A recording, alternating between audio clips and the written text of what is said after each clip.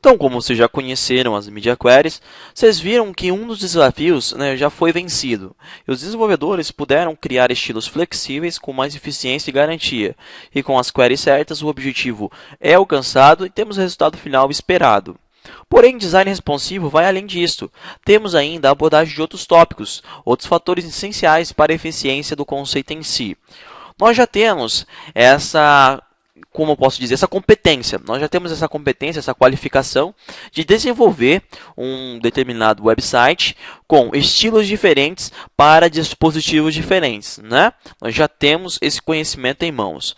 Agora, nós temos que abordar outros tópicos do design responsivo, que é um assunto muito amplo, muito grande mesmo e bem interessante, que vai muito mais além do que simplesmente Media Queries, né? Media Queries. Nós temos muita informação, então vamos prosseguir aqui. Lembra-se, o web design responsivo é uma abordagem de web design destinada a elaborar sites para fornecer uma ótima experiência de visualização, fácil leitura e navegação com o mínimo de redimensionamento e visionamento.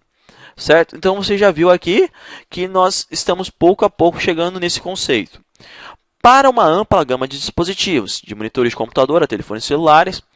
Agora, preste atenção nesses textos destacados aqui em um vermelhinho e um laranja, né? Vermelho aqui é com o que tem uma maior importância para a gente.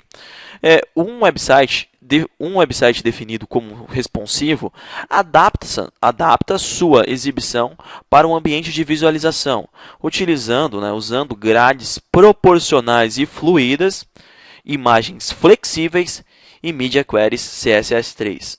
Então, nós já vimos aqui as Media Queries CSS3, só que você vê que não é só isso, né? O website ele é definido como responsivo quando ele adapta sua exibição para o ambiente de visualização, usando grades proporcionais e fluídas. O que seriam isso? Seriam os grids, né? O que seriam esses grids? Nós temos o Bootstrap, Foundation, são frameworks que criam essas grids, né, essas grades. A gente sabe que são aí uma nova metodologia de desenvolver, além de agilizar no processo de desenvolvimento de websites, também torna muito mais prático a criação de sites responsivos, mas não é esse o tópico que eu quero chegar. Bootstrap é Bootstrap, Foundation é Foundation, responsivo é um conceito, então não é uma determinada ferramenta em si. Então, prosseguindo aqui, nós temos aqui o seguinte, né? Renuncie. Chegamos a outro tópico, os layouts fluidos. Quando falamos em layout fluido, né, estamos falando de renunciar os velhos pixels e iniciar uma nova forma de se desenvolver, totalmente relativa, ou seja, a porcentagem. Lembre-se que 100% é a largura máxima do container, logo a largura do dispositivo é o 100% do container principal. Beleza, primeiro vamos abordar essa primeira parte, depois a gente fala sobre isso daqui, né, uma reflexão. Layouts fluidos, né? A gente já viu isso aí no curso de tables, né? Eu recomendo você que está fazendo o curso de Bootstrap fazer o curso de tables e você que está fazendo o curso de tables fazer o curso de Bootstrap. São dois treinamentos que se interagem entre si, né? Bootstrap é uma continuação de tables, mas com ênfase nessa praticidade de desenvolvimento e também com uma ênfase em design responsivo. Nem sempre desenvolvimento em Bootstrap tem que ser responsivo, né? Tem pessoas que assemelham isso, acham que é obrigatório, né? Não, eu vou usar Bootstrap, tem que ser responsivo. Não, nem sempre. Você pode, sim, utilizar os velhos pixels. Mas quando nós falamos em layout fluido, nós estamos falando em porcentagem. Nós estamos falando o seguinte, o nosso container principal tem 100 pixels, 100%. 100%. E o que acontece? Quando você vai criar um elemento dentro desse 100%, você não vai colocar 10 pixels. Não, você vai colocar, por exemplo, 10%. Você vai colocar 20%, 30%. O seu site inteiro ele roda baseado em porcentagem. Mas aí você vai falar, poxa, mas aí é complicado. Como é que eu vou controlar a minha informação dessa forma? Como é que eu vou conseguir manipular a minha informação dessa forma? Como é que eu vou conseguir aí ter um controle maior do meu site se é tudo em porcentagem, se é tudo relativo? Isso quer dizer que o meu container define o 100%. Por exemplo, eu tenho um celularzinho com 480 de largura. Isso quer dizer que o 100% é os 480 pixels que eu tenho ali de largura. Então, os 10% serão o quê? 48 pixels.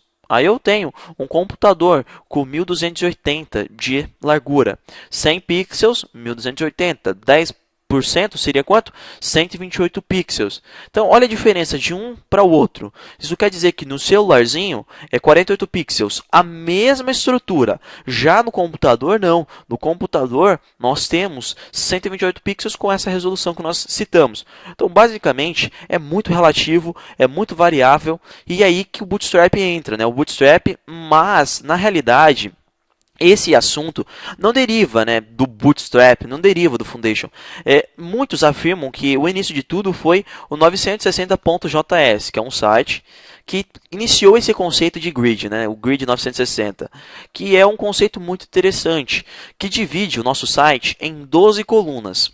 Olha só que interessante. Nós dividimos nosso site em 12 colunas e nós colocamos o nosso site dentro dessas 12 colunas. Essas 12 colunas somadas têm 940 pixels com 10 pixels de espaçamento, tanto da esquerda como da direita, somando então 960. E o que acontece?